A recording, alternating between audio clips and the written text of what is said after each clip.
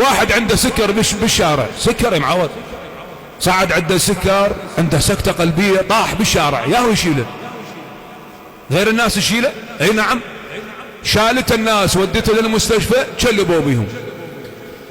بعد دول مأمورين ان يوقفونه، يا بخ نخابر اهله، اجوا عمامه واهله، عمي احنا ما عندنا شو وياك، بس تاخذ لنا عطوه وانتهى الموضوع.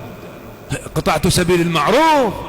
هذا بالشارع عنده يعني جلطة مثلا، عنده سكر مرتفع، عنده اغماء، صرع، حالة انسانية، مو والله العظيم احكي بكل وضوح، شلته ووديته انسانيتي، وديته للمستشفى. حادث بالشارع، صاحب توك توك دراجة وقع بالشارع قدامي، دماء صارت بطولة، واخذته للمستشفى. جيب اللي يطلعني ياهو من المستشفى، بس ده اللي نبيه. ها جيب اللي يطلعني من العشيرة الفلانية ياهو، ما تقول لي ياهو. هاي مشكلة. فالرحمة وين؟ الشفقة وين؟ ما اعرف.